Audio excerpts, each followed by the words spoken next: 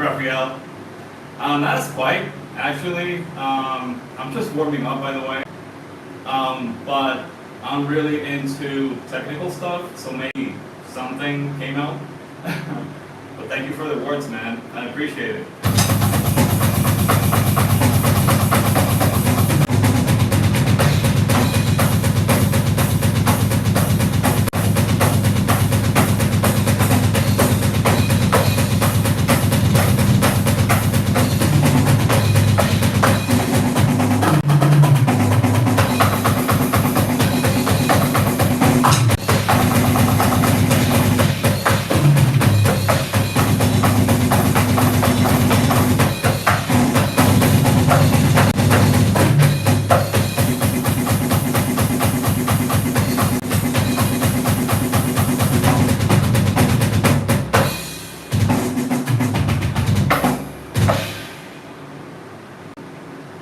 Is that your own music?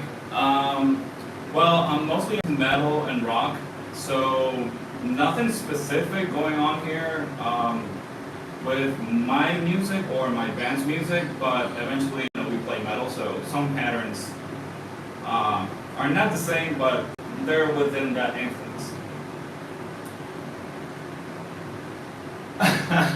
Thanks, man. Actually, I don't have a metronome, so timing sometimes is tricky.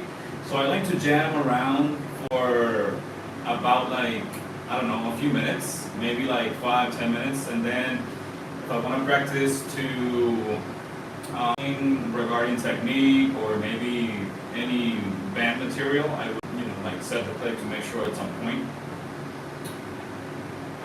Favorite band? Wow, I'm more into the type brutal, fast, Black and Dead, slam stuff. So anything from Nile, Ingested, Visceral Discord, Disavowed, Necrophagist, Vital Remains, Brain Drill. There's so many bands, man.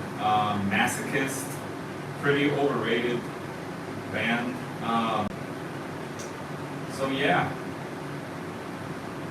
that's basically what I'm into at the moment. How about you? What do you prefer? Are you a musician? Are you just a fan? Do you like any specific genre?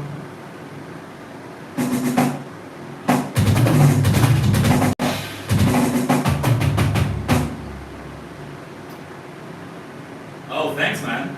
Glad that you know the bands. Yeah, I've been listening to metal for since 1997-ish. When the new metal wave was the ongoing thing. And eventually I kept listening to your stuff, and that's how I came up, with these particular bands that are my favorite and basically my influence in drumming. I play a little here and there, guitar and drums. Nice, man. Well, I wish I could play guitar because I really try to compose my own stuff and depend on my time. So if I have a guitar riff that I can compose digitally, I will go ahead and do that. But I wish I could play and just do instrumental stuff, which I'm really into, by the way. So yeah, man, cheers to you. That's really cool.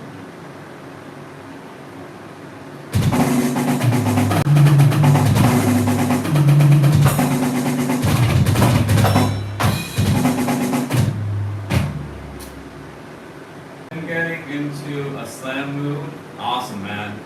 I like the novelty of the bands and how they bring their own style. Yeah, man.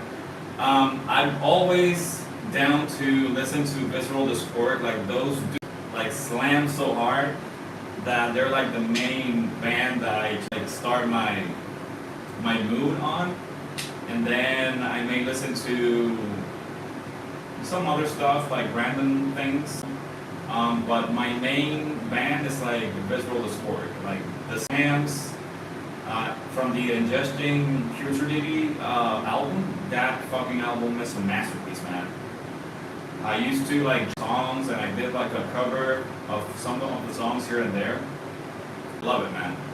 Super awesome.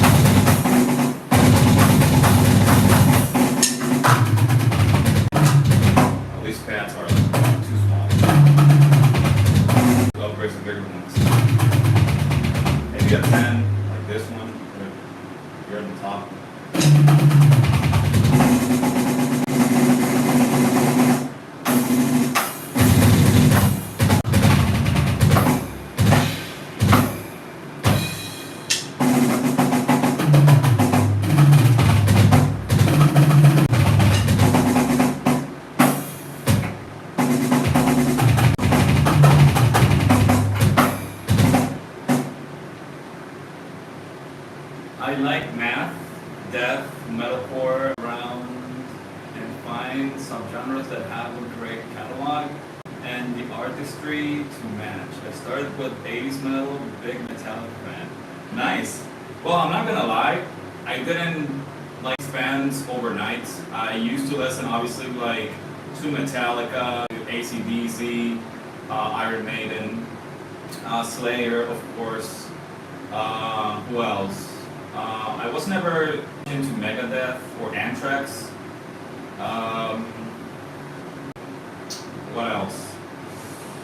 I was more influenced by new metal scene, like Korn back in the day, like Limp Bizkit. I know that, you know, may not be the best out there, but it really got me into the drums. Godsmack, Stain, Static X, Rob Zombie, Orgy. The Offspring was not so much of, I guess, influence, but it was there. Kitty, those girls are amazing. Still playing till it's good. What else? So many bands, man. Like, it has been like a huge dream. So yeah, I basically decided that the heavier the music was, the best it would be like for me. So I just, the bands in my current rotation are Gojira. Oh man, after those Olympics, Gojira is like fucking idol to the metal community, man. So cheers to them. Gora, awesome band.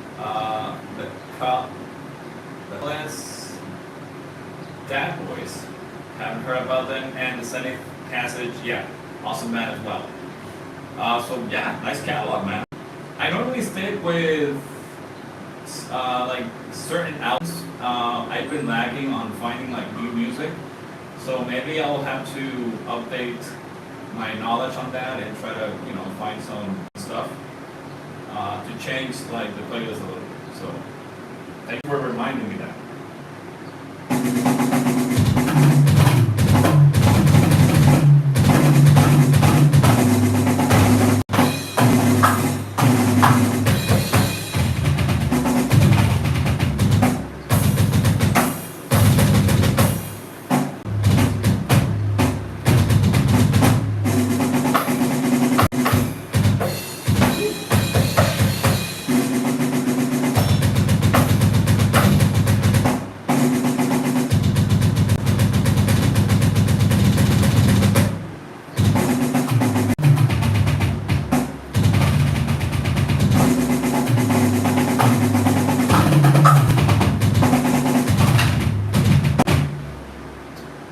Of course, man. Yes, definitely. Thank you for bringing up Pantera. Yeah, I used to listen a lot to the Cowboys from Hell album. Yeah, anything from Domination, Cowboys from Hell. What else I was into by that time or through that time? What's the other song's name? Oh, Suicidal Note Part 2, which is an album, if I'm not mistaken. You know, all those songs that were on that album, I did give it a spin back in the day. I don't listen to them as much recently, but sometimes if I have a playlist that I made a while back, I think I have some of their stuff there still. Psycho Holiday, great song as well. Yeah, man. It's great. Oh man, I appreciate it. Thank you for subscribing. Thank you so much, man. Can you get groovy on the kid? Oh shoot, man, I suck at grooves. Like, I mean, the best that I could, I don't know, come up with is just like.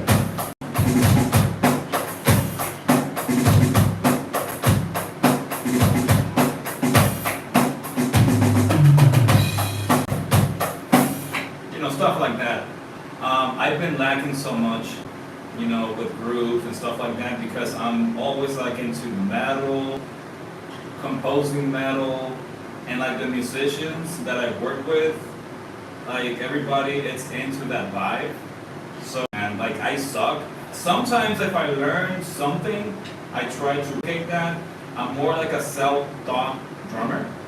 So education-wise, like on grooves, technique and stuff, I'm lacking, really, and that sucks because I should be able to learn more things. But I don't know, I got into the comfort zone, and sometimes I put like a funky track, like a drumless track, and I try to play something on top of it and little references. So that way I can, like, I don't know, like momentarily do something, but then I go back to the same stuff, and it sucks. But yeah, not so much of a groovy drummer, but I know I have to work on that. So my bad for not giving you a good demonstration on that. So I just improvise. Sometimes I'm good at it, sometimes I suck. So I just enjoy the drums. Like I don't go into the whole technical aspect. Oh, let me see how I can learn this groove and keep it and my chops and all that. I'm just like a straightforward drummer. Like if I listen to something and something comes into mind, I just play on top of it and just let it happen. Go with the flow, if you will. Yeah, man, definitely. I can tell you that music, it's like a medicine. It's therapy and it's a lifesaver for sure. So I identify myself more with metal because of the adrenaline, like the heavy pounding that has to it. So it's like a way to release stress or just express myself on the drum kit. So yeah, I think that's a big issue that metal drummers have, and I applaud those metal guys that come from like a funky jazz background, and then they apply that to the metal composition, and it's out of this world. The band Ulcerate, like Jamie Saint, that guy and he comes from that background. Like I think his dad or I don't know, somebody taught him into like funk and jazz, I think. And then he replicated that into the drums for metal, and dude, that band out of this world, which is another inspiration for me too. So yeah, I've always lacked on that because, unfortunately, where I live in the Dominican Republic. This is in the Caribbean, and musicians here, everybody has their own preference, and to work with other musicians, you have to know somebody that gets you like into that circle, and that way you can learn with people but go and they don't have time to like teach you stuff, or they just want to work with people that have experience, and that's fine. Everybody wants to gig and get their going and all that, which I understand. But yeah, everybody here has their preference, and I think that maybe because I only grew on my own with the taste of music, that's why I got stuck to only one circle, even though I play bands, like tribute bands, some cover songs, and I just learned the middle and I can like play that. So yeah, it has been like a back and forth influence in between stuff, but I always come down to metal because that's what I feel most identified with, and it really comes from the heart. So just like you said, it really comes out, and that's how I express it. Shout out from California, USA, mi hermano dominicano. Thanks, man. Shout out to you too, brother in America. California, how's California, by the way? I thought like back in the that I wanted to like see if I could visit because I skate. I used to BMX too, so I'm really like a extreme sport guy. So I was like, whoa, California, man, everything drum wise as well, like NAMM and all that. Like it has been so attractive to my attention because it has all that I like. But unfortunately, I can't fly over there like currently because I don't have a visa. But maybe I'll work on that, in the future if I have it. Even though I have other plans, but who knows? Maybe I'll come down to California one day, and I don't know, meet up maybe and chill. But thank you, appreciate it. Thank you for giving me that warm welcome.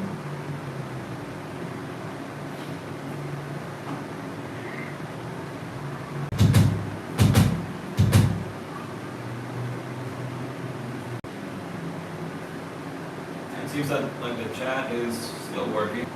some reason it was freezing yesterday. I do this like every day if I can. So if you want to stick around for any other lessons, I normally like answer questions. I give advice on anything that I know that I can give you a good advice on. So yeah, I don't hold the drums. Today I just started losing up like on the drum kit because I had band rehearsal later on with my local band. So yeah, just pre-warming up with some, like random, I guess, sticking here on the drums. And then later on in the afternoon, I'll go ahead and meet with the guys. So yeah, if you have any questions, by the way, just go ahead and ask. I'll be more than happy to answer anything that is within my. So yeah, man, just trying to, add something to the community. California's cool, nice weather, big metal culture. Yeah, so I've heard that as well. It's really expensive. Yeah, I mean, I think that's one of the most expensive, like countries. So yeah, I've heard that a lot of people go to I don't know if it's San Francisco maybe, or the Bay are cheaper. Correct me if I'm wrong. I'm trying to remember, but I'm not sure. Because I know that it's really expensive, and with taxes and rent and all that, it gets crazy. So that sucks, man. You definitely have my support. Many blessings to you, my friend. Thank you, man. Thank you. I really appreciate it, brother. I don't try to do this to, I don't know, gain a spot as a drummer. I normally do this because I do it because of personal matter. And this is something that has helped so many people get out of situations and just have fun playing the drums. And that's what I try to tell people, like, hey, if you feel frustrated that you can't play something, try to take it, with a calm manner, and then try to go back to that later on. Because you're supposed to enjoy this, you're supposed to laugh, or, feel that you're in a good therapy mode. And I'm sure when you pull on the drum kit, you're like, wow, that felt amazing. I was able to go from like this speed to this speed for months. It's a really good feeling. Same thing when you learn something and it's beneficial for you. You feel happy, you feel with a lot of joy. So that's what I try to encourage people to do, to not feel frustrated and just do this for fun. And if you're able to live from this, like teaching or, I don't know, doing streaming, or whatever helps you out with, the drumming stuff, that's great, because everybody would like to live out of their hobbies or the things that they like. So yeah, man, that's what I try to just, share with people, and hopefully to me, But I really appreciate your support. That's more than enough. And thank you, man.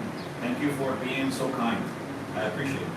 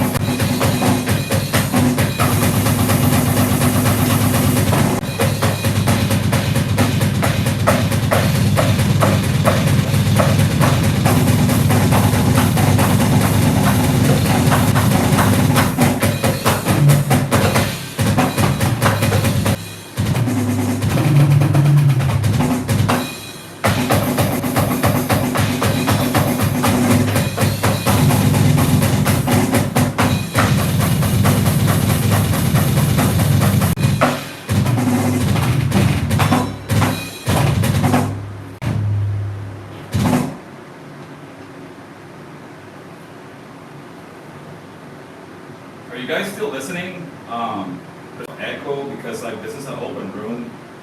The fans are on. So I'm not sure if the sound is going through the phone's microphone as clear.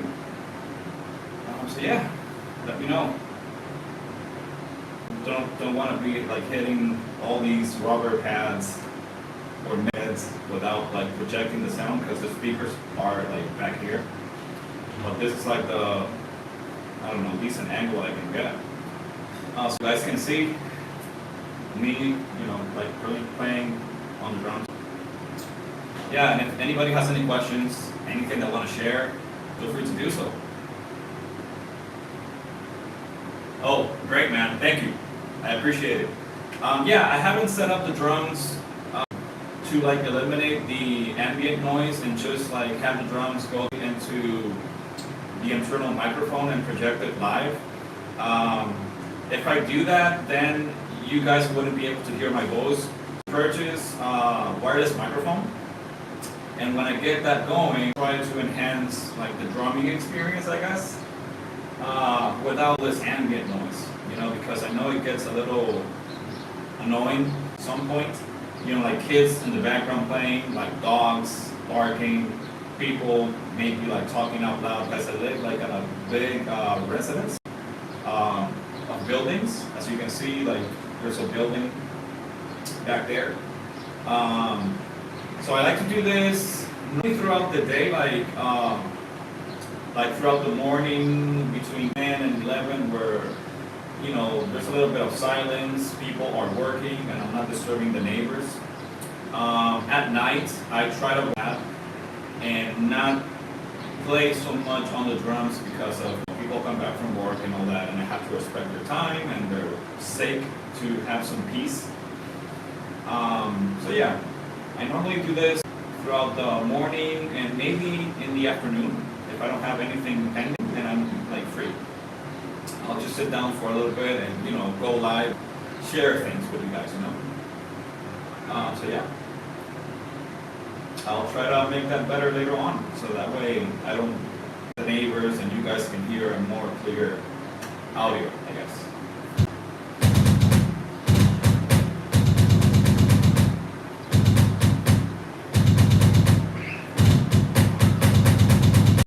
And since we're still like in summer, some kids are playing on the background, so sorry for those, sounds. Other kids, they have to play and they have to enjoy their vacation time. So, yeah, my apologies for anybody that, may be feeling a little annoyed. So yeah, I'll try to play and isolate.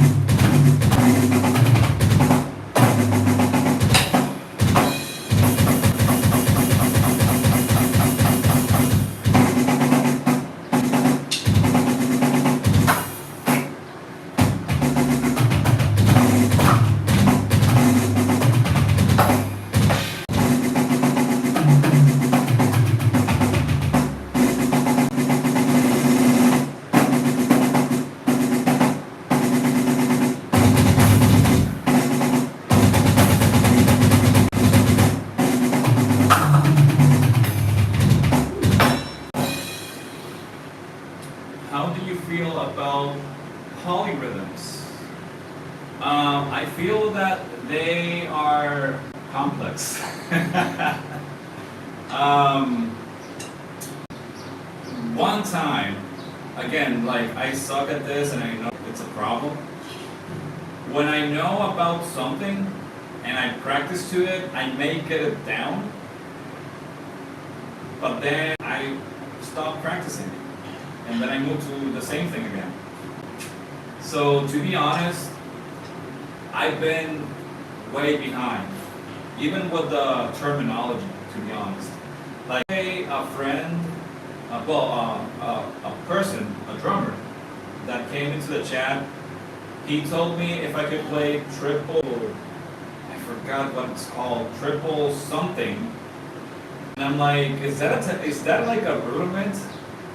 You know, it's a shame for me to act that. But I don't know everything. You know, I just know some things that I've been working for so long that they're stuck in my head. But with the whole technical jargon, sometimes I lose it, to be honest. Like, I'm like, you know what, let me search that and see what is it. Oh, I remember, that's this, if I can play it, or, oh man, I haven't got into that. So I'm clear with those things because I don't consider myself like a very well prepared drummer with a huge vocabulary. Again, being self-taught, this is like one of the things that affect you on the long run. But yeah, he was like, oh, it's a rudiment. It's like, it was like left, left, right, left, left, right, left, left, right, left, right, left. And I'm like, what? Okay. And I was like, left, left, right, left, left, right, left, left, right, left, right, left. And then my brain's like, okay, dude, you have to sit down and practice to like a click. And to get that up to speed, you have to like really focus, you know? So yeah, I don't know, it like, sometimes it's like so much information and I should take the time to like really study stuff or try to open up my vocabulary on the drums because I know that I'm lacking that. Should give me like a lot of opportunities doing that. But yeah, man, sometimes I just like brain fart on the whole thing. Are you like practicing that? Can you give me like some tips about that, or are you working on polyrhythms as well? And this is what I like, you know, talking to people that bring up stuff that I forgot about it or I don't remember about it, and then I get like, hey, have you checked this, or have you checked this band? You need to check that. You know, and that's how everybody grows. Like, we exchange information and everybody wins. You know? I don't like to just like put a video, give some limited information that maybe for others it's just like a dead end, and then you have questions and maybe you don't send a message because you may think that I don't reply back or something. You know, this is why also I'm doing this live thing. You know, if anybody has a particular request, I can directly answer that and make sure that that provides with the information, other than just like throwing out videos and have you and have people like keep searching because they didn't find enough information of that subject. So yeah, I always try to do that so, you know, I can add a little bit more into the subject. I'm very novice, just asking questions. I wish I had a kid to expand what little knowledge I do now. Okay, well that's fine. I think you have some good information about like technical jargon in drums. So yeah, you know, I was like that in the beginning. Like, you don't always need a kit. Obviously you do at some point because we know it's not the same playing on a pillow or playing on a sofa or whatever surface you may have available. Maybe money is tight, maybe you have so many like commitments with family, your job, and you just can cut it, you know, getting a drum set. Or maybe you live where neighbors are so like picky or so delicate with ambient sounds or whatever. And we know drums are loud. And even this kid, like I'm still loud because I hit hard. Like I can't really tap on the drums. Like I really can't. It's not my nature.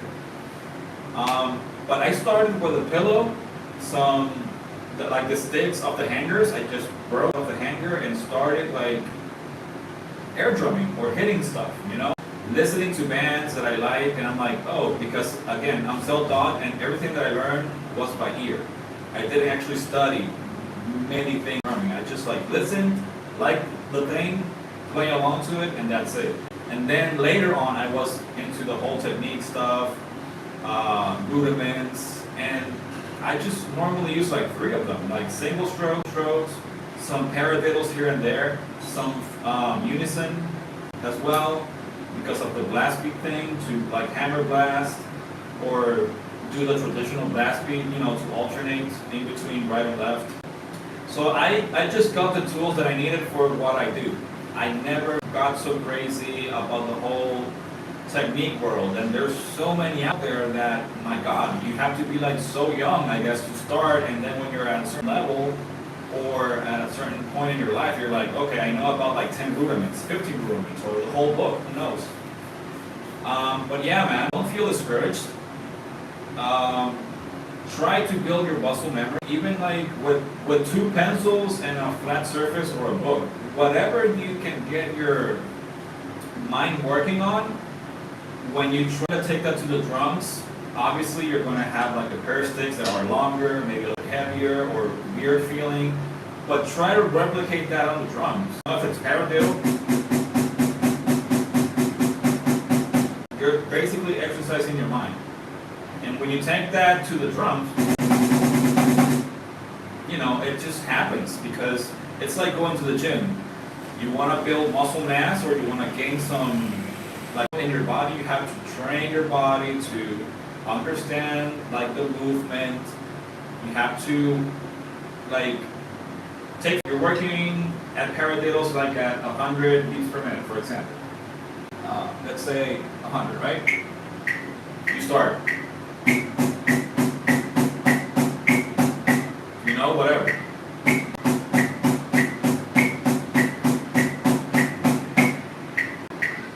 That's like you starting with, I don't know, a dumbbell of 2 pounds, whatever. And then as you continue trying to lift more weight, you on the metronome. Instead of 100, you go to 105.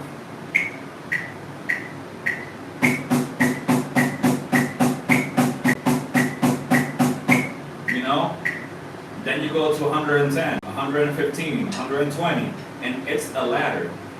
If you go to the gym, you can't be a strong dude overnight. There's a journey to go through, but you have to enjoy that journey. You don't have to feel forced to do something that is going to be beneficial for you, because then we will be like in this ignorant mindset and not past the barrier that we're stuck at. I see a lot of people that, 100 per minute for me might be super easy, like let's say double bass. See?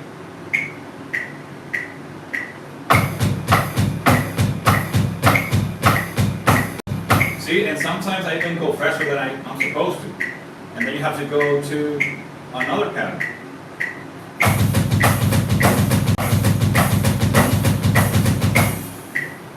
Even for me, sometimes when it's too slow, I have to like, okay, hold on, let me just listen to the whole thing.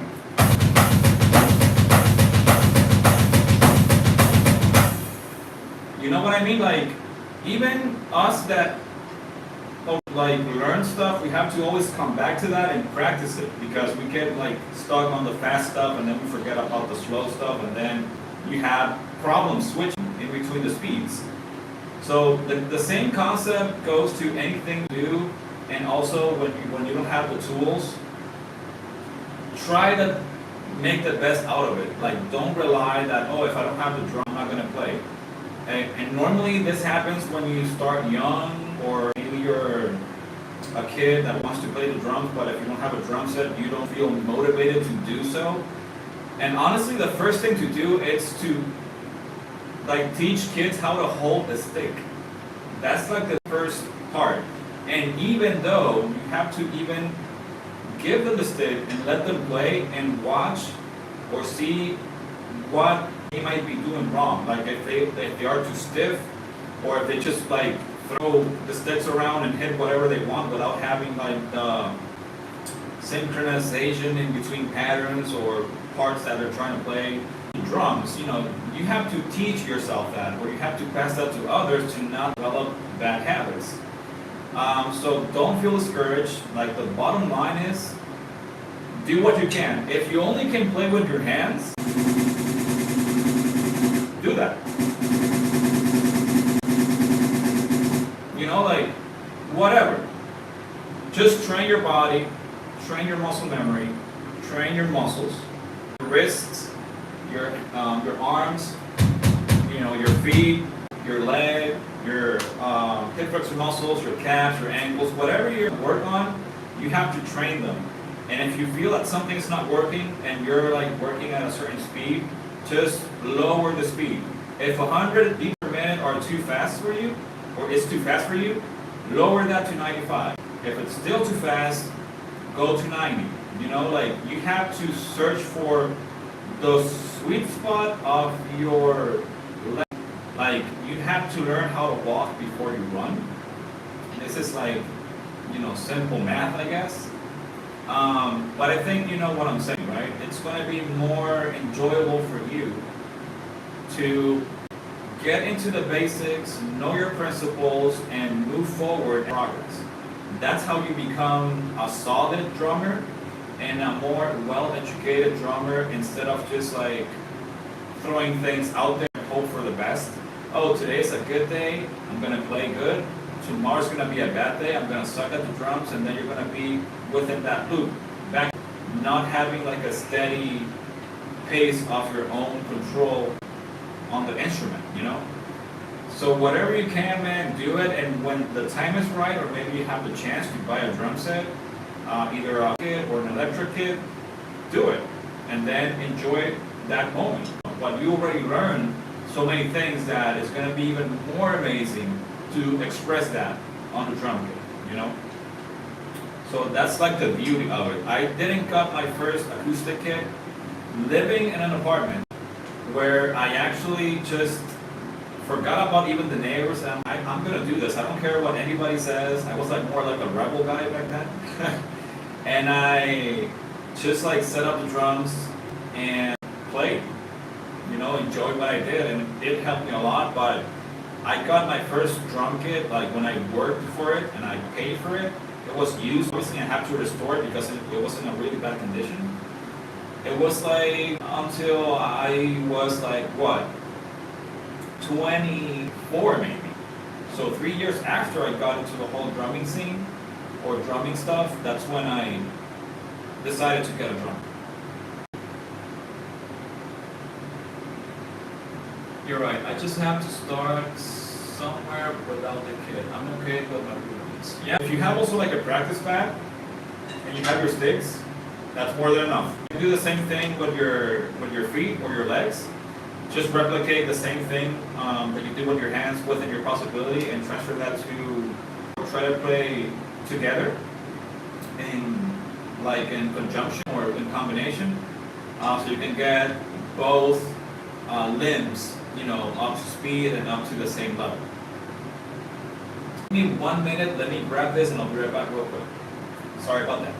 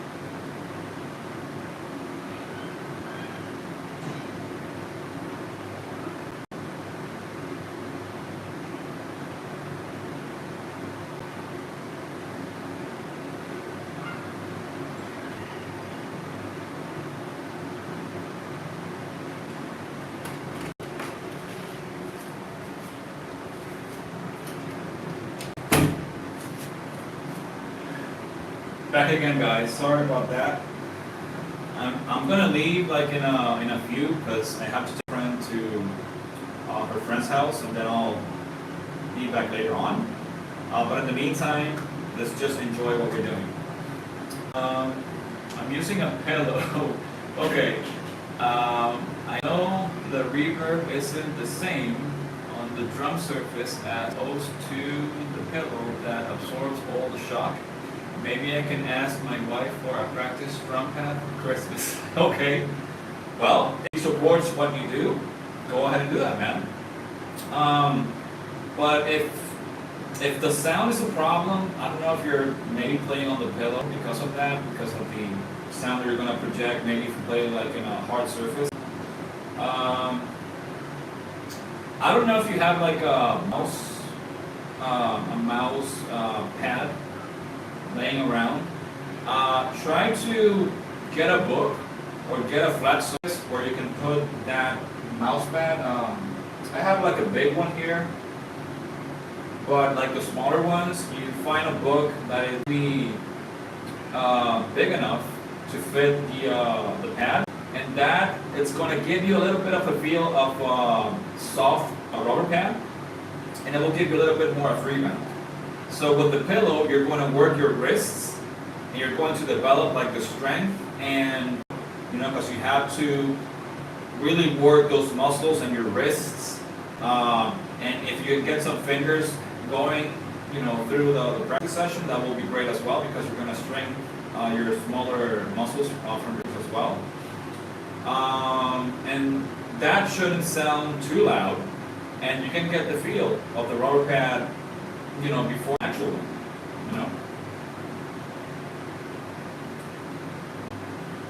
What kit are you using? Blackout. This is, this story, the kit has like a story, right? It was originally TD4K, right? But the module got a little bit damaged during shipping, and when I fixed it, it still had a little problem that I wasn't able to hear like on both sides of the headphones, and I just like decided to buy a new module, and I got like the TD6, the TD6V from Roland as well. It's cool still, but I really didn't go too crazy about getting the best module out there because we know this is expensive. So yeah, I got the TD6. I had the other pads like the PD8s, like the rubber pads for the toms, and I had the PD8 mesh pad, the 8-inch, for as long as I can remember. And I upgraded to these pads, which are from like the kits that are like the TD10, that bring like the mesh pads with the wooden shell, or the PD85s BKs. These guys are made of like a hard plastic, and with a rim that you can tune the mesh heads. I upgraded to this right cymbal, which is the CY13, and this crash, which is the CY12. And then the rest of the cymbals are the CY8s for the crashes and the CY5. My next upgrade is going to be the hi-hat, maybe to VH10 or 11, the one with the stand, to make it feel more natural. And eventually replace the other crashes like maybe from the guys at Living Percussion, which are great. And a 15-inch China that I'm going to replace here for the China on this side. And the kick drum is a KD120, which I also upgraded to. I had an older mesh bass drum, which is back here, that you can see on my videos if you have visited the channel. So yeah, it's like a hybrid kit with some changes. I also have a Roland TM2 trigger module, but I exclusively use that with my other set of pedals that have mounted triggers. So I don't use that primarily on the kit. I just use the TD6. So hope that answers your question. Great idea. I love it. Mouse pad and book. What a fucking yeah, man. Again, I just try to give anybody a solution to their needs because I come from the same background. I didn't have like all the possibilities to buy drum stuff, you know. I had to work and get myself this because it meant something to me, and I just went with the whole, you know, I guess idea that somehow I can become a drummer. And then I loved it that here I still am playing after all these years. I'm 39 by the way. And I started playing when I was like 20, 21. I started like doing the whole air drumming stuff. So yeah, man, position ever. Glad that you can find that helpful. But yeah, it's pretty much the same, you know. I have a. Let me bring it up. 1 second.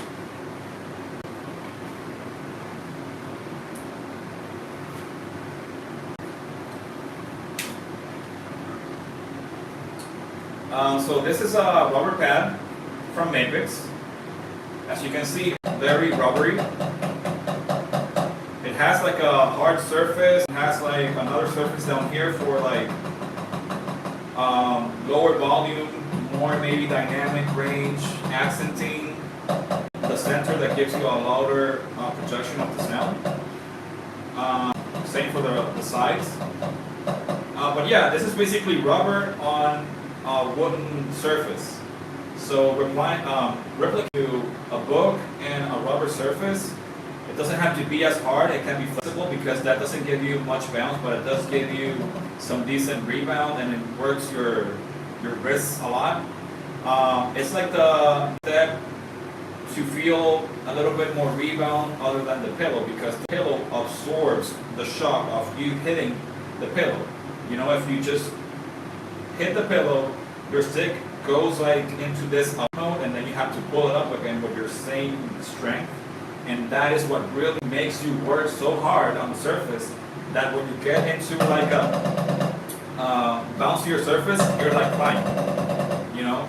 Yeah, try that out, and I'm sure you're gonna get some good results with that.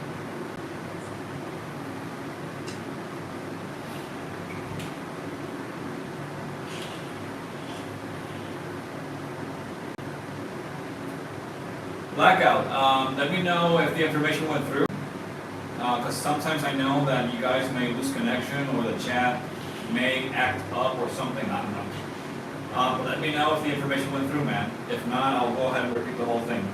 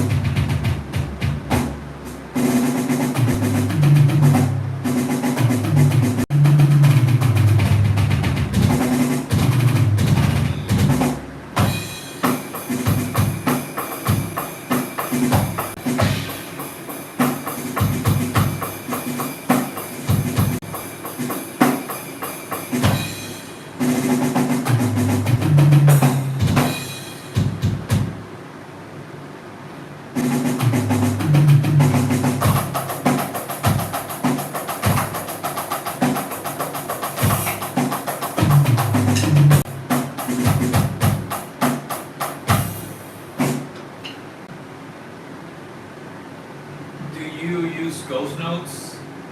From time to time. I suck at it, like.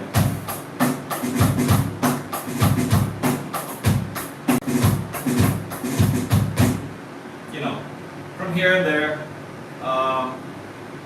Again, this is the problem when you're coming from a background that you just know how to pound stuff. But yeah, sometimes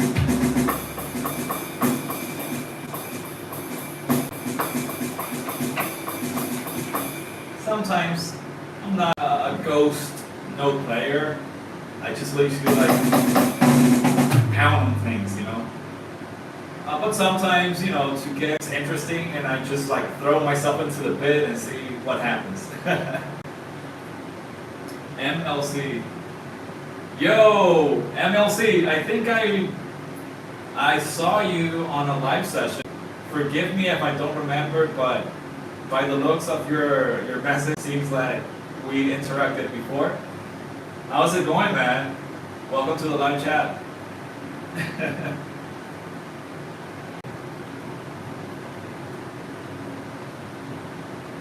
Trying to stop playing, you know, to answer questions and stuff like that, because I was playing for a little while. Raphael saw me, and I don't know who else, but might as well pay attention to you guys and just make more of your session to make questions and stuff like that. I forgot to ask before, what are the pad settings, sensibilities, threshold, mature, cancel? Okay. What pad exactly do you want to know about? Like, was it for like the drum? Or is it for like the whole pad on the drum kit? I can't really remember, so let me know specifically which one you want to know about. By the regional, obviously every pad uses that, but maybe you're talking about for the bass drum. Right now, let me go into the settings and tell you the right information. So, let's see. So for the kick drum,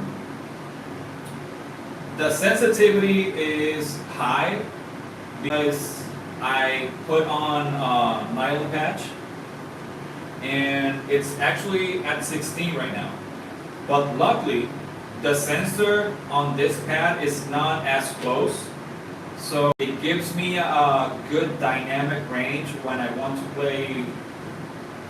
Well, not to play always, but when I have to hit things without burning the beater, or hit like the without burning the beater. So sensitivity is at 16, which is the max sensitivity on the pad. I can lower that in play along with that, but the sensitivity has to do with the volume as well. So if the sensitivity is low, I wouldn't be able to project a loud sound on the kick drum. So I always hit hard, you know, no matter what, and I control the double triggering with the drum. So sensitivity is at 16, which is maxed. Then the threshold is at 5. So not too high, not too low, but enough to not give me unwanted hits or ghost notes on the kick that sometimes may happen. So 5 for the threshold. The trigger curve, which is how you can set also dynamics on the pad, is on the linear side. That means that I can hit really soft and then do up and hit softer, medium, hard, harder, and get those same dynamics. So it's on the linear side. Maybe you can set up yours to the setting or the loud 2, I think is the maximum. That depends what you want to project on the kick.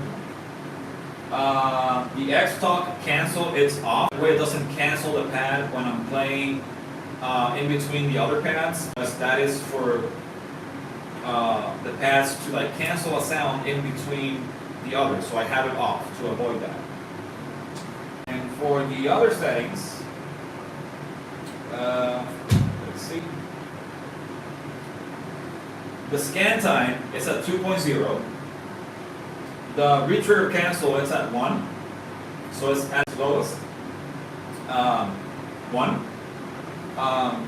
Again, like my pad, your bass drum, and the pads that you may have may not work as good with my settings. So you experiment, depending how you play, like if you hit really hard or maybe not so much, you have to adjust the settings based on your, but the retrigger cast was at 1. Mask time is at 8, and that's it. Those are the settings for the kick drum. And hit maybe soft,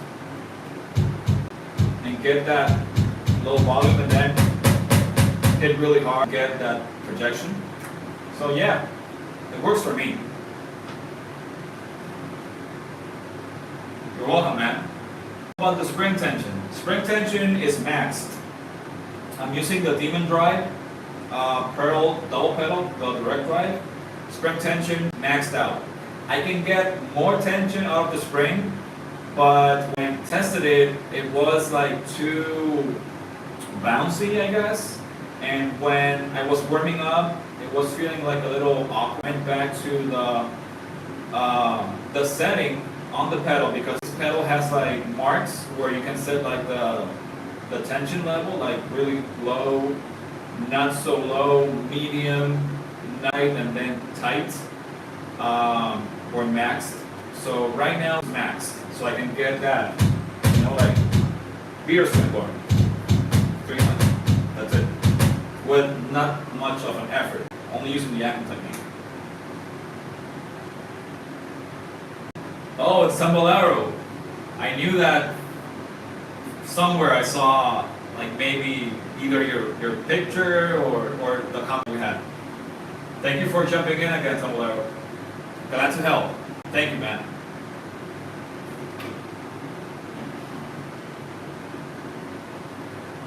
Rafael, are you still around? A little interruption. Not interruption, just like answering questions to my peer. Learning a bit from you, thanks. You're welcome, brother. Anything that I can add for your journey will always be a pleasure. So thank you for that, man. I appreciate it. Got my ankle working past 1 minute now. Nice, nice. Remember, if you wanna send a video, don't feel ashamed or don't feel that, oh, I'm not gonna make it as good.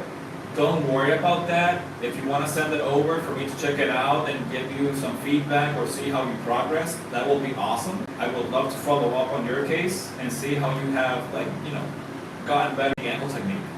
But I'm really glad that you're on that stage, man. That's really awesome. I know that the feeling might be so good that you're like, oh man, I'm so good. So yeah. All right, man, thank you. Yeah, don't feel discouraged. Like it. Don't think that I'm gonna criticize it. I'm just going to tell you, okay, I see this, I see that, you're doing great.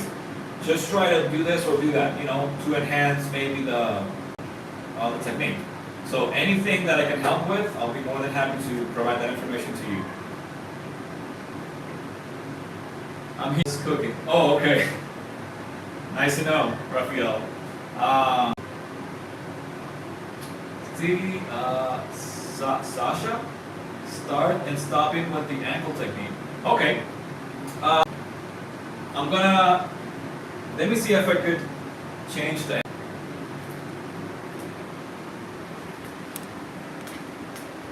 let's see. Let me try to get some more light in here, because for some reason I see the screen that it's not as bright.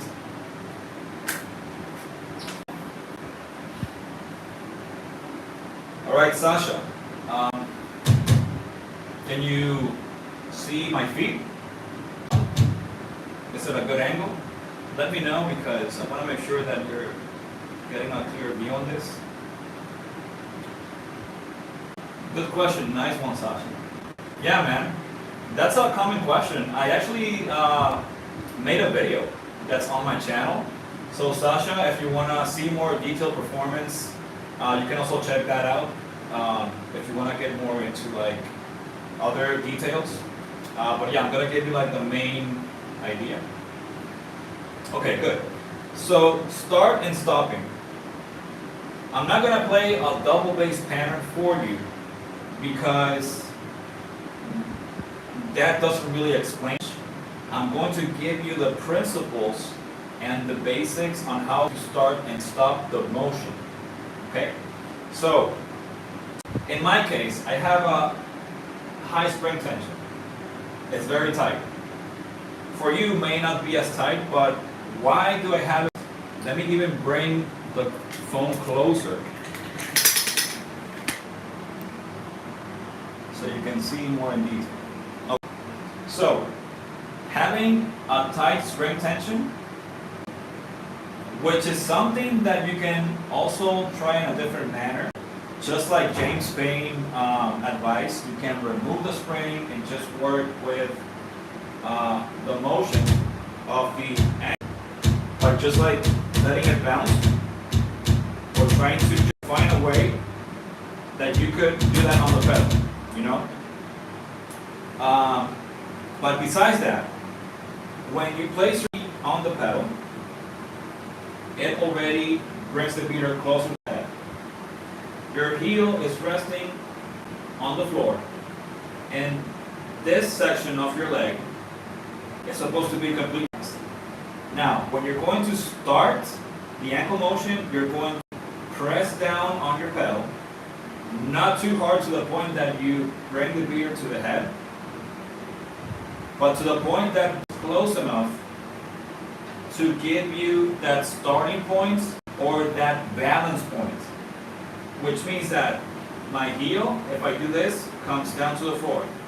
If I do this, it lifts a little bit from the floor and it's not making contact with the floor. And this is very important because this is like the firing position. So when you rest your heel and you press down on the footboard and you bring the beater to the head, your first stroke is going to look something like this. You're going to lift your heel a little bit, and then you're going to, see, I even got like 2 hits because it's so bouncy that if you don't control that, you may get 2 hits. I was so relaxed that I just let the pedal rebound on its own. But it's basically this.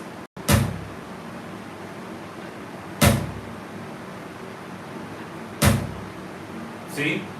So when you get that first hit and you come back to the starting position, then you have to keep the momentum going, because that's where you're going to trigger the bounce or the rebound between the drum head and the beater. Then you're going to do this.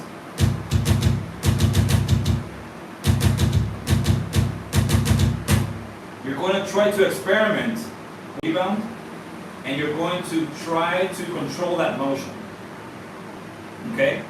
So that is to start. And to switch, it's basically the same as when you hit the first time and you rest your heel, but you have to make sure that the beater doesn't zone or the footboard doesn't hit your feet, balls of your feet, like repeatedly. You have to like stop it, you know, like you have to add a little bit of force to the foot and stop it before it does this or does this, you know, like rebounds too much, because you're gonna get 2 hits, you know, like a double stroke. So again, you place your feet on the footboard, you raise your heel a little bit, you hit the first stroke, then you have to keep bouncing your ankle to get the momentum going or the motion. See what I mean? Let me know if I'm ahead of myself or everything is in details, because you know how that goes when you just like stay there and play the ankle motion, you know, like you can do that for whatever time you want to play that motion on the pedal. But another thing you have to make sure is that your calf muscle is relaxed as well, and everything is coming from the balls of your feet and your toes, and your heel is up, because if you play heel down, which I suck at heel down and I practice it every now and then, but your shin muscle is going to burn so much, and then you may go fast, but you're not going to get much power unless you have a trigger pad that projects like a loud volume. I try to stick with like natural force and not rely so much on like the sound of the pad. An acoustic kit and I have to play like really fast double bass, like 250, 240 or something, then I can work like with enhancing the sound, but that's basically it. Let me know if that's clear or if I missed something. Let's see. Weapon. Hey man, how's it going, brother? Welcome back, man. Sasha, thank you, mate. Great explanation. You're welcome, Sasha. Yeah, I'm not that warmed up at the moment, and then I stopped, and that's I guess disadvantage for me because I get like so cold and so like I don't know, like relaxed that I have to like warm up again and then spin again. So apologize for not developing like a really fast ankle motion. I was more focusing on like the movement. So I just want to point that out. It's going good, just chilling. Good to know, Weapon. Good to know. Let me bring this up. One sec.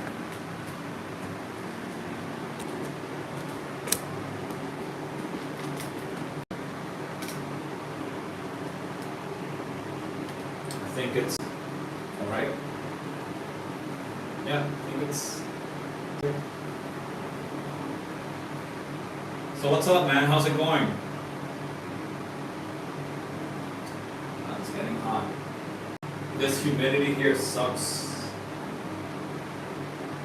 Bring this thing closer. I think will be better. Because like the reflection is not able to let me see the screen back here. Just learn more about drumming too.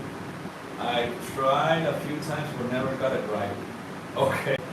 But you said you learned something, but you never got it right. What is exactly that you were trying to practice? Or were you trying to play to a song, a rudiment, or what exactly were you working on?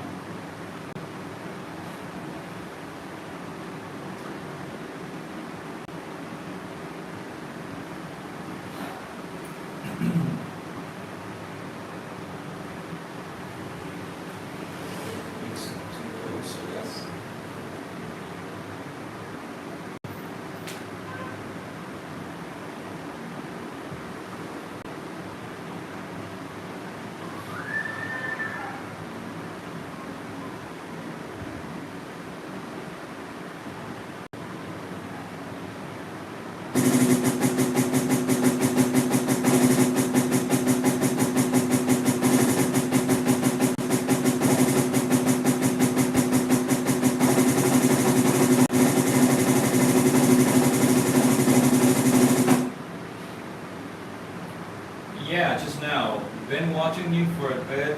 Oh, thank you, man. I appreciate it.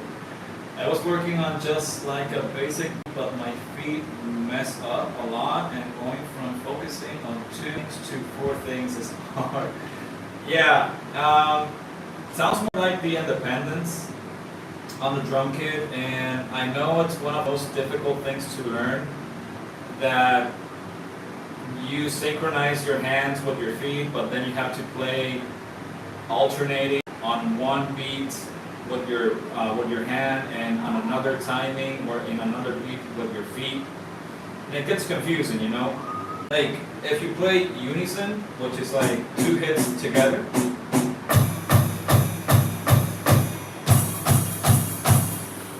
it's a little easier because you just play the same thing. Even though you play more with your hands and in between you don't hit the kick drum as constantly, it's easier to play together. Then maybe go faster with your hands and try to alternate between your hands and feet and not feel that you're losing like the pulse or you like mess up because another timing is happening. So my suggestion to that is just to play to a metronome to a really low speed, like I would say maybe 90 or 80, even 100 if it's good for you. And just like play together, like when you hit together with your hands and feet, focus on that. And then your hand has to be under 3. So 1, 2, 3. But it could be 1, 2, 3, 1, 2, 3, 1. You know, however you count that, try to count it so you can have a guide.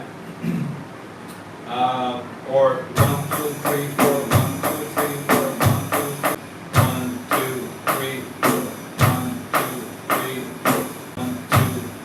4. There's so many possibilities with that.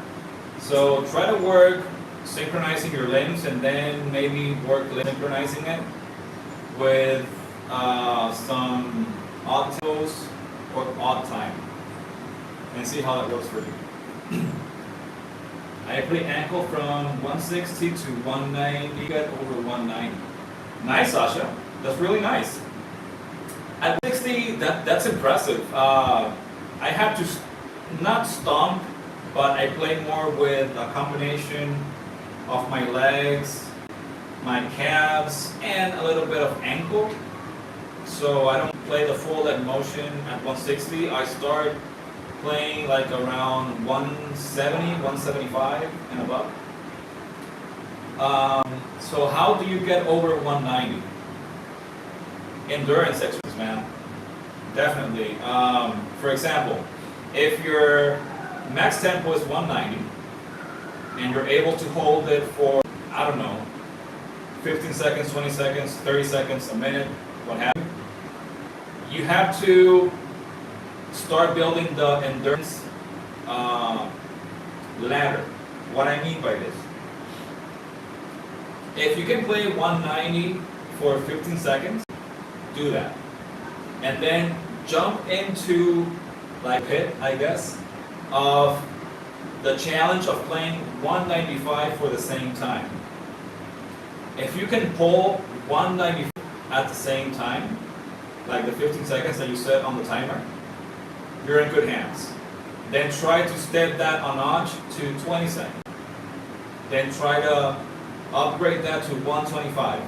The longer you play on the speed that you're stuck at, the stronger you're developing your muscles and the more muscle memory you're adding into that particular like practice session. So to the kid, like let's say that you try that and you succeeded. When you go practice the next day, try to start at 195. Like play your regular 160, 165, 170, 175, or if you jump beats per minute per section, whatever works for you. But always try to get into the pit of your speed barrier and play for a little bit longer than you're used to. And eventually, like I explained before, it's like going to the gym. You're going to develop your muscles, you're going to get stronger, you're going to get more comfortable, feeling like in a static position. Your hip flex muscles or your upper leg is more still. So yeah, endurance exercises, man. Give it some time, play along with that speed or that timing for maybe 2 weeks. It depends how fast you progress because you may get this even before 2 weeks. But I always try to get 2-week notice, adding that practice session within the rest of the things that I practice, but in the beginning, because that way you don't spend either too much focusing on some other things, or you don't waste your good energy that you first. You know, it's not the same to practice or warm up before your main practice session to correct that error or upgrade to another speed level. Then you practice everything and then you practice that last because you're warmed up, but you're going to feel that you may be struggling because you invested some energy already. So time in practice is also very important to not over practice stuff. Maybe practice within your possibility for 45 minutes if you have a chance. If not, lower that to 30 minutes or whatever the time you may have available. And if you have only 5 minutes, focus on that particular issue only and forget about the rest. That's how I've been getting some results with control, endurance, going up the ladder on the speed. Yeah, you should be able to get some results. All right, that's thankful. Thanks, man. You're welcome, Web. You're welcome. Yeah, there's so many ways to improve and to learn how to independently play with your limb or odd timings.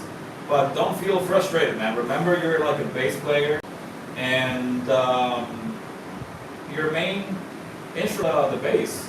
So don't feel discouraged if you're progressing slowly on drums. And sometimes throw yourself into the pit, as I said, and play to a song that you want to play on, because that can open other possibilities and may unlock some things that you don't know how to play still. But don't get ahead of yourself too early, because you're going to get into the bad habit of, oh, this didn't work out for me, let me jump to something else and forget about that issue. It's going to project that later on within your playing, and it's going to be an uncomfortable sensation, you know, because you didn't clear that out. So it's always better to keep the muscle memory going and practice along with the demanded technique or pattern of drums. You're welcome, Sasha. Anytime, man. Glad to help.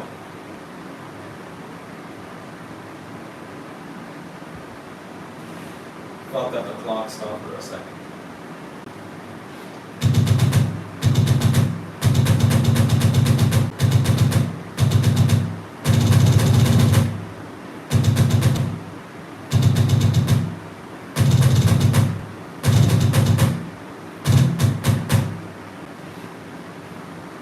Sasha, I don't know if you haven't checked my channel, but I have some videos. I think I said this before. I have some videos that go more in depth with the ankle technique. Exercises, warm-ups, advice, a few examples, you know, playing the ankle technique, and some exercises. I uploaded one recently that it's very short, 25 seconds, but it's a full leg motion exercise, and then spacing the motion, the full leg motion, and then jumping into the ankle motion and start and stop as well. So maybe check that out and see if that works for you here on. Also, I did follow you on Instagram. You've got some sweet stuff. Thanks, man. Honestly, I'm not going into Instagram that much because something is happening with their algorithm. Like, it's terrible, man. I used to post a lot of things, as you can see that in my videos, I posted like a lot of things. But then I started getting this really low engagement, and I don't know, it wasn't working out for me, and then I was like, you know what, I'm not gonna be posting because it seems that the engagement is having a problem. Eventually I found out that everybody's having the same issue. So they say, oh, that means that good things are coming your way. We're gonna make some updates, blah, blah, blah. And I'm like, you know what, screw that. I'm gonna go to a different platform and try to, you know, give more people information rather than upload videos and leave it as it is, you know. This is why I'm doing this whole YouTube live session thing. But I'll check it out later on and give you a follow back, man. Thank you for the support. Yes, I have your channel. You are great, man. Thank you. Thank you, brother. I really appreciate the words, man.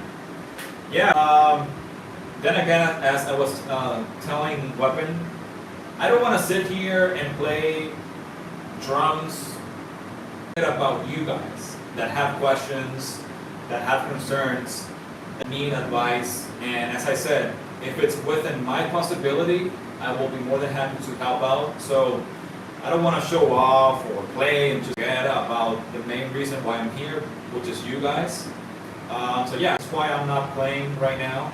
I did it at first just to warm up a little bit, but I have band practice later on in the afternoon, so I don't want to get with the whole practicing thing. I like to stay calm and, you know, gain some energy for the rehearsal. What is your comfortable tempo?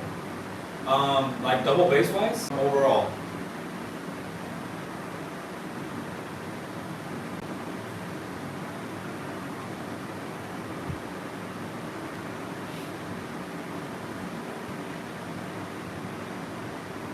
Double bass. It depends. I have like a 3-stage tempo comfort zone. So anything from E all the way up to 200, maybe 205 or 210 on a good day. So it depends how my body is feeling, how the energy is going. You know, because some days you feel that it's not the best day ever. And honestly, when I don't feel like a good response with the ankle technique, I switch to double strokes, but to warm faster for ankles or for the ankle technique or the ankle motion. But I start at 180, like my very most comfortable zone or tempo is between 180, 185, 190, 195, 200, 205, and 210. Then when I get to the 215, 220 mark and up, obviously it gives me a little bit more of effort to push and be very accurate. So yeah, I would say that within those tempos I feel more comfortable and I can play for periods. I played up to 5 minutes, 6 minutes, 7 minutes, and yeah, it's just to like work the endurance and keep the ankle motion going because it's a very high maintenance technique and it requires so much precision, so much accuracy that it's hard to keep that, you know, for a long time unless you like really do that every single day. So yeah, I would say that the ankle motion is one of the most demanding techniques out there, you know. But yeah, those would be my comfort tempos for sure.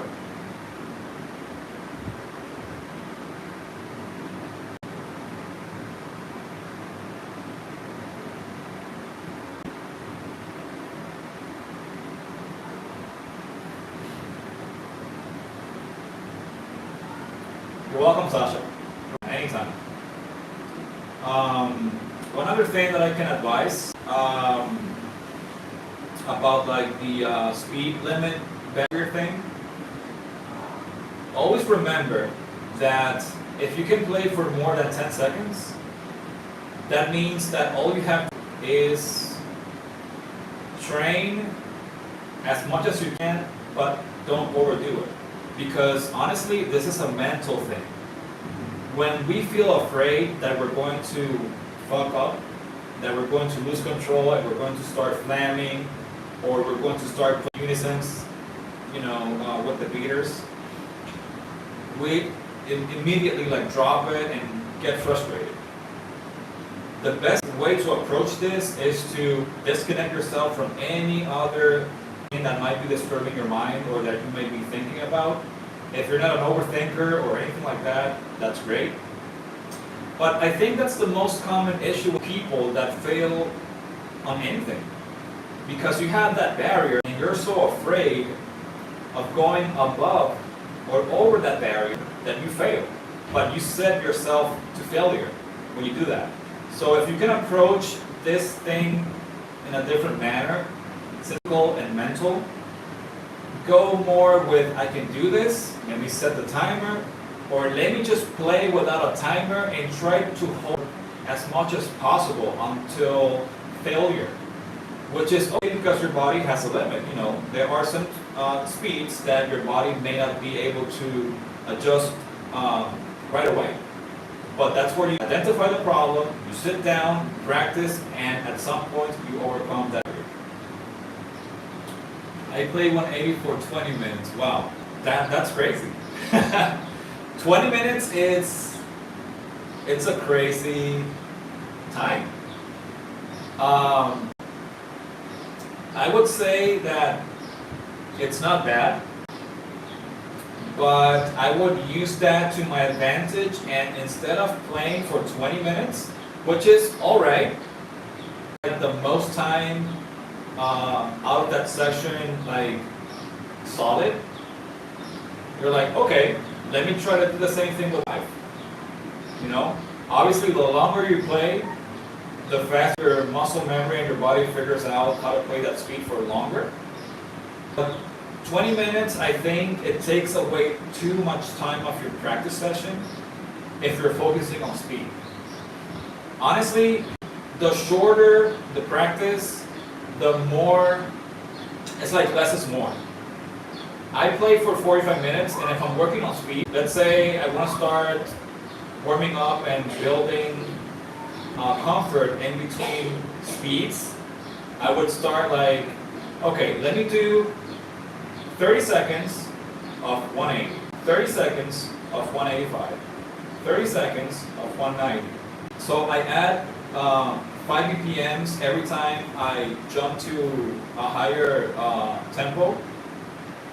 And when you get to your max speed limit, try to focus on only playing for a minute. You know why? Because the longer you do something, the longer you get used to that. And try to take advantage of time and spread it between other speeds, and that should be able to give you, I guess, a more beneficial growth on speed. I mean, that's only a suggestion, but I think you can get more of less timing, speed, and more practice in different areas of the speed of the double bass to increase the speed faster. It is on my YouTube channel, but over 190 is frustrating. Okay, nice. Wanna go ahead and send me the link? I'll be more than happy to check that out. Because right now I can't switch in between like the screen, because like the chat, I have to start the whole thing again, and then I lose everybody, so it kind of sucks. But yeah, 190. The only thing you have to do is don't over practice. Warm up. If you feel like you have already warmed up enough that you can jump into 195, add that energy to 195, and try to spend more time on each day that you go through practice. Don't fall in frustration. Don't think that you're going to fail. Just like go. Disconnect yourself, work that ankle motion, and just listen to your body and see it. And then next day, you try again. Next day, you try again. And then again, maximum like time for you to do that day, 2 weeks, and that's a lot. We're talking about like 14 days of constant daily discipline, double bass, ankle motion exercise, like endurance exercise. So you're gonna get better eventually. Like, that's not questionable. If you're doing the right thing and you're on the click, or you feel that you're able to pull off at least 5 BPMs more, you're on a good start, you know, to keep climbing that. So don't worry, we'll get to that point. But don't take that frustration, you know, with you next day of practice. Just like stay positive, stay motivated, and even though motivation will not take you where discipline takes you, if you're disciplined and you're really sharp with your practice session, I assure you that you're going to get better, even quicker than you think.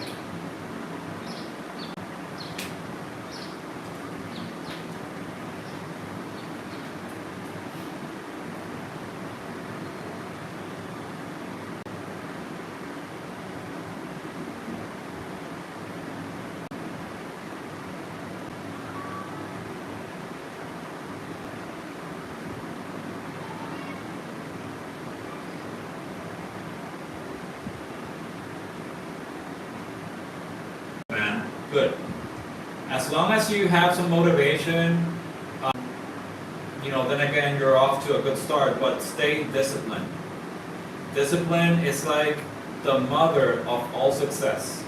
You're disciplined, you're constant, you're practicing, you're doing your stuff. You're gonna get to a point that you sit down and it just, you're like, wow, I'm already playing 195 out of nowhere. No, you practice. So it did come from somewhere, but you have to make it happen. You have to keep it within you as a, just like if you, I don't know, go to work every day, like at 8 o'clock or something like that. I know it's not the same feeling, but if you have a habit and you're disciplined about it, you're gonna break that barrier for sure. Whatever triggers your motivation, use it as an inspiration to practice. Because everybody has their own preference, within that subject.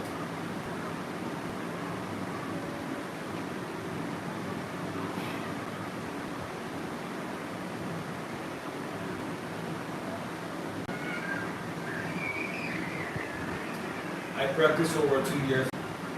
Nice. But have you constantly practiced, like every day? Not sure what's your age, but maybe if you're not caught up with time at work or family commitment or things that maybe take away some of your time to practice, 2 years of constant practice is a huge improvement, depending on what you work on. Because if you work on one same thing for time, you're gonna get stuck eventually, with the same thing. But for 2 years, that's a lot. So I'm sure that you have come a long way.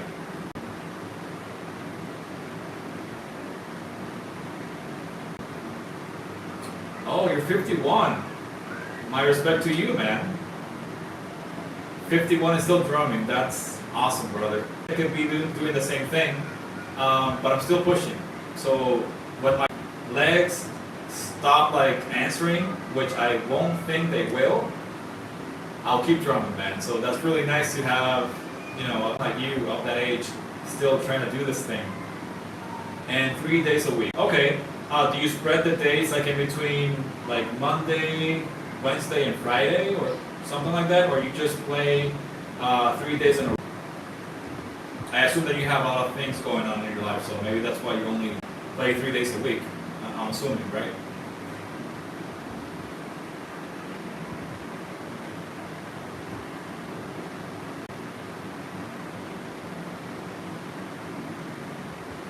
A day, of course. Okay. Alright, cool.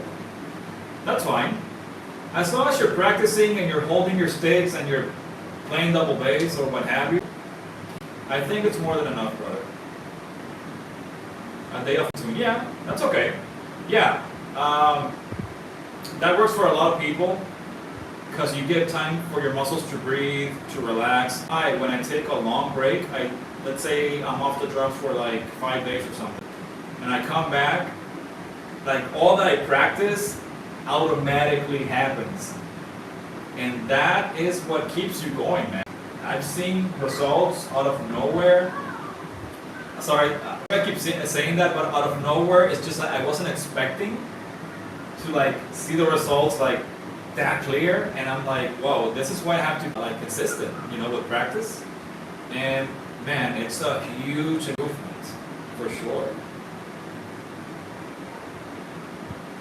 But it was hard on the road. It was a hard road. Yeah, man. I imagine. Again, when I started actually playing solid double bass, I mean solid up to a point, but knowing where I come, that I used to play triplets thinking that I was playing 16 notes.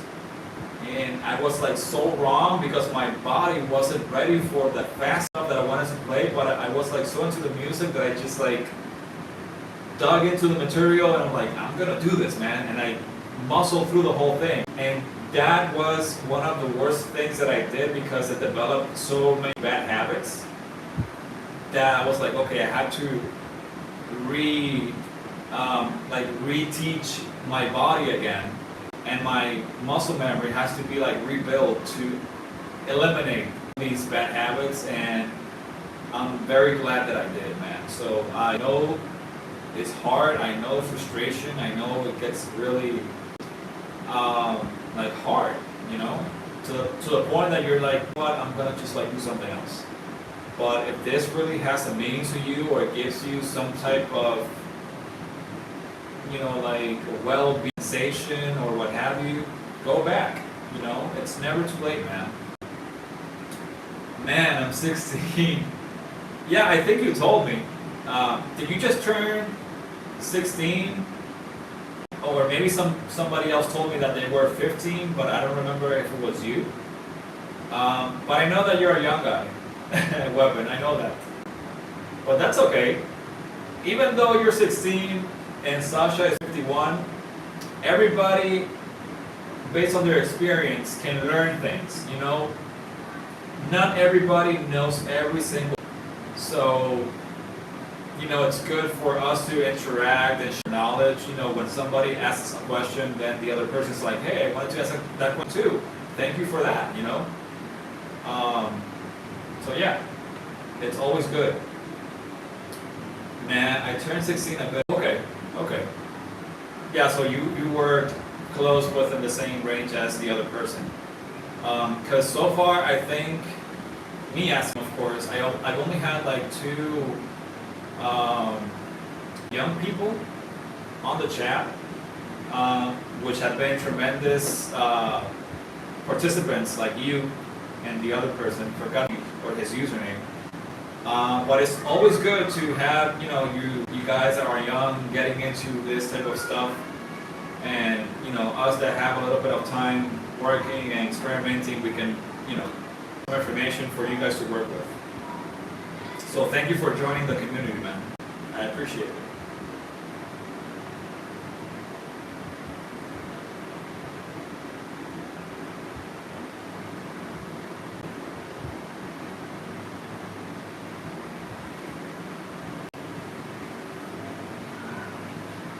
Oh, 1 minute. I'll be right back.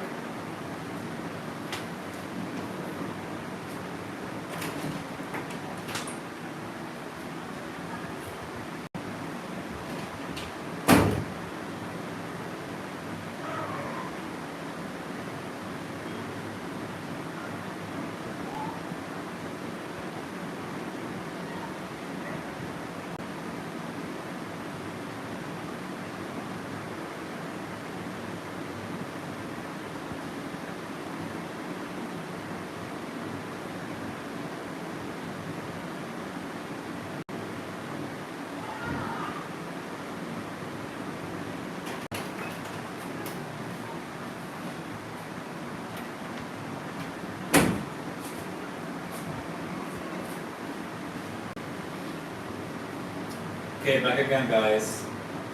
If you guys have any questions, anybody that is watching besides Sullivan, go ahead and ask, because I'm about to head out for a little bit and then back later. Probably like during nighttime after band practice. It's gonna be around 9 time. I live in Dominican Republic, the Caribbean, for those that do know. So I think it's Pacific Standard Time, something like that. I always get confused with that thing. But yeah, I may come back later on during the nighttime to keep answering questions. Of course, I love all the advice I'm getting and the conversations I can have. Good to know, man. Thank you. Especially with more experience than me. Awesome, Weapon. Thank you for the support, brother.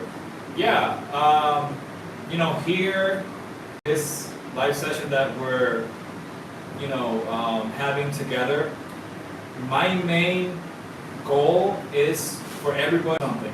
Even if it's the smallest thing that somebody maybe was not aware of, that you guys can learn something, you know?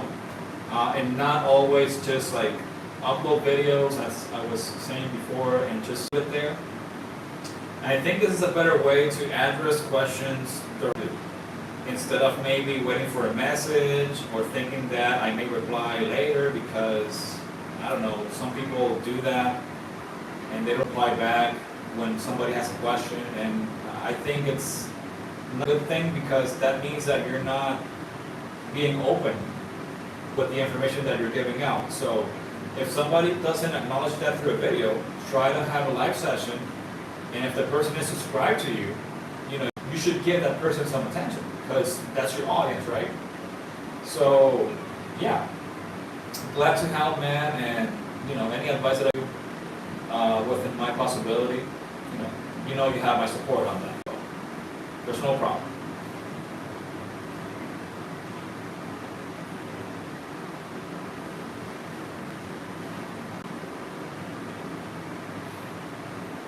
Let me just turn on the drum kit because, again, I'm leaving soon. Just want to make sure everything is off. And yeah, then come back later.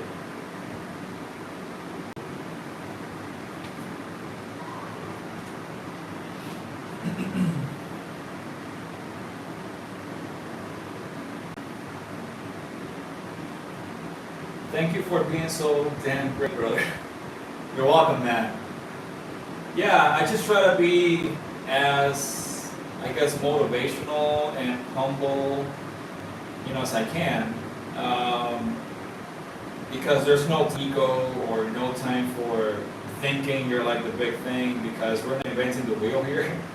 Like, you can get this even in a better version with some other guys. But maybe they're too busy, or maybe they have the mindset that they just rely on living within courses that unfortunately, not everybody works.